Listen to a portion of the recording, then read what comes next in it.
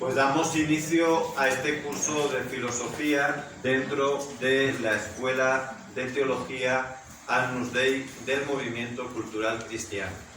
Lo ponemos en las manos del Señor, de su Madre Santísima, y pedimos la asistencia del Espíritu Santo. En este curso de filosofía, las primeras lecciones que vamos a tratar están estructuradas en estos 4 puntos que tienen en la pizarra. En primer lugar, vamos a ver para qué sirve la filosofía. En segundo lugar, vamos a estudiar, a reflexionar sobre qué es la filosofía. En cuarto lugar, para entender mejor el sentido de la filosofía, es muy útil relacionarlo con los otros conocimientos o formas de comprender la realidad. Y por último, vamos a hacer una brevísima introducción a la historia de la filosofía, sobre todo para definir cuál es la corriente o el sistema filosófico que creemos más adecuado y por el que lógicamente nos vamos a decidir para enseñar el resto de temas de filosofía. Empezamos pues por la primera parte. ¿Para qué sirve la filosofía? De una manera estricta, la filosofía no sirve para nada. De una manera estricta. Porque el fin de la filosofía no es un fin práctico. La filosofía no es un conocimiento que esté diseñado para realidades concretas, para aplicaciones prácticas de la vida, sino para mostrarnos el sentido profundo de las cosas, sus fines, la naturaleza de todas las realidades, y en ese sentido pues parece un conocimiento como muy abstracto. ¿Qué es lo que ocurre? Pues ocurre que cuando uno tiene claro la naturaleza de las cosas y tiene claro el fin de las cosas, resulta que eso es a mediano y largo plazo lo más práctico y lo más valioso. Por lo tanto, la filosofía es un conocimiento sobre fines, sobre el ser en sí mismo, no sobre cuestiones que hay que practicar de manera inmediata. Y para entender esto que les estoy explicando, voy a poner un ejemplo muy concreto y a la vez muy actual. En este año 2021 en el que vivimos, quizás este audio o este video, cuando se escuche dentro de unos años, si alguien lo vuelve a ver, pues parecerá un poquito fuera de contexto, pero sin duda puede ayudar mucho a entender este tema. Me voy a referir a la pandemia o sindemia, que llaman otros, ¿no? Me parece muy adecuado esto de sindemia, que significa que hay varios factores que influyen en el contagio de esta enfermedad. Bueno, pues la pandemia o sindemia de la COVID-19, de este tipo de coronavirus. Aquí podríamos preguntar, ¿para qué sirve la filosofía en relación con la COVID-19? Pues fíjense, les acabo de decir, en realidad, para nada, siendo estrictos. No sirve pues para hacer una mejor política o estrategia profiláctica, de prevención, mucho menos sirve pues para hacer una estrategia de atención a los enfermos, de cura, no sirve para nada en eso. Por lo tanto, alguno dirá, bueno, ¿y para qué he venido? ¿Para qué he hecho el esfuerzo de venir o de estudiar o de estar viendo estos videos? Pues sencillamente, amigos, el problema es que hoy este tipo de preguntas que la gente se hace, ¿para qué sirve esto?, no es más que un signo inequívoco del grave problema que padece nuestra cultura y que padecemos por tanto nosotros, que es el predominio precisamente de una filosofía utilitarista, de una filosofía pragmática, donde queremos ver la utilidad inmediata, urgente, de todo aquello a lo que nos enfrentamos. Si conocemos algo, si leemos algo, si vamos a un curso, inmediatamente queremos tener una aplicación cuanto más útil para nosotros, porque además hay un elemento de egoísmo fundamental, mejor. Y que sea ya. No me sirve un plan de 5, de 10, de 15 años. Quiero ya, quiero ver resultados.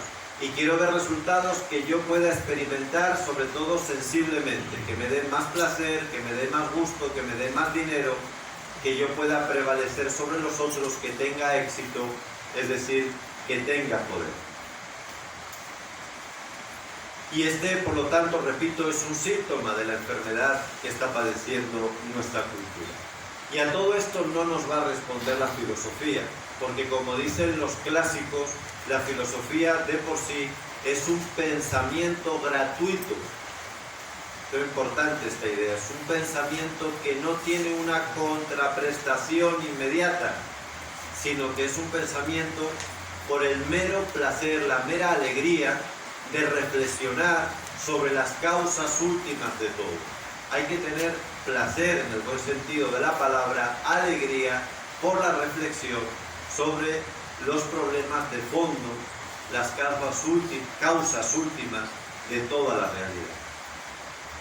Ahora bien, dicho esto, sin embargo, la filosofía y su hermana morocha, que es la teología, aunque primero es la teología y luego la filosofía, esto ya lo iremos viendo a lo largo del curso. Ahora bien, les digo que la filosofía, aunque no tenga una consecuencia inmediata, pragmática, en problemas tan graves como este de la COVID-19, sin embargo, bien analizado, es lo más necesario que hay para precisamente poder entender la COVID, es decir, la naturaleza del problema, y al entender la naturaleza del problema, poder enfrentarnos a él. Porque insisto en lo que les he dicho antes, cuando alguien conoce la naturaleza de algo, está preparado para responder a ese reto. La filosofía, por ejemplo, nos ayudará a entender cuál es la naturaleza y los fines del hombre. Y al entender la naturaleza y los fines del hombre, podremos responder adecuadamente a esta pandemia y a cualquiera otra, porque ya les digo que esta pandemia no es la única. Ya Bill Gates, el dueño de Microsoft, ya nos ha adelantado que vienen más, y él está muy bien informado. Si lo dice, es por algo. Entonces, tenemos que aprender de la malísima respuesta que se ha dado a esta pandemia para las que puedan venir, que sin duda yo creo que va a ser más frecuente de lo que pensamos. La filosofía nos enseña, por ejemplo, que el hombre es un ser corpóreo y espiritual, que el hombre es un ser de fines, y el primer fin, el más importante, es el sobrenatural, el trascendental, que incluye los demás, no está contrapuesto con otros fines, sino que los incluye en un proceso dinámico. Por ejemplo, el fin natural, el fin de su salud. Y esto implica también, dice la filosofía, que todas las dimensiones del hombre tienen una jerarquía, un orden, y debe respetarse esa jerarquía en los valores y en las dimensiones de la persona. Además, la filosofía nos enseña que el ser humano es un ser histórico y por tal solidario, tanto con sus contemporáneos, que sería la solidaridad sincrónica, como también con sus antepasados y los que le van a suceder, que sería la solidaridad diacrónica. O también, como el Papa recuerda en su última encíclica, la solidaridad intergeneracional. Bueno, pues estas son algunas de las enseñanzas que nos da la filosofía. Y cuando uno tiene claro esta visión de las cosas, pues entonces puede aplicarlo a cualquier problema, incluido el de la pandemia de la que estamos hablando. Porque la filosofía nos va a dar un marco con esta naturaleza del ser humano, la naturaleza del mundo y de los fines, insisto en esto. Y desde ahí fíjense qué diferencia Ahora, si tenemos claro estos principios filosóficos de los que les he hablado, ¿qué diferencia ahora si los aplicamos al tema de la pandemia de la COVID-19? Por ejemplo,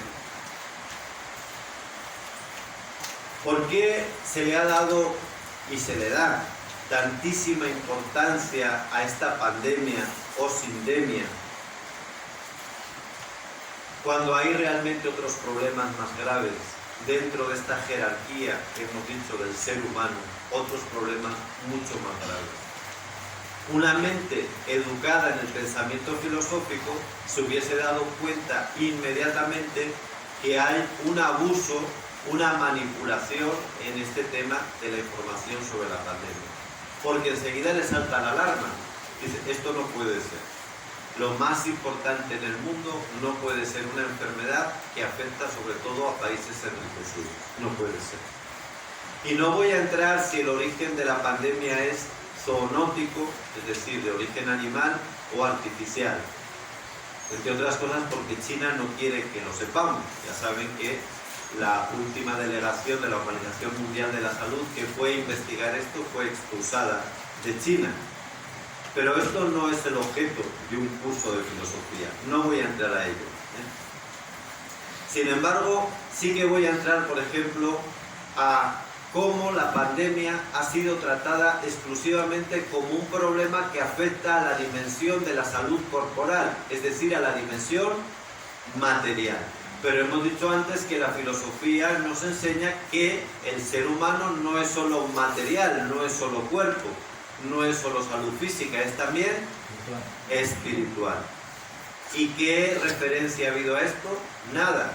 Una mente filosófica, ya no digo teológica, sino rectamente filosófica, enseguida le salta otra alarma. Bueno, pero ¿esto qué es? Puede haber una enfermedad o un problema cualquier problema que solo se enfoque desde una perspectiva que es la material, la corporal.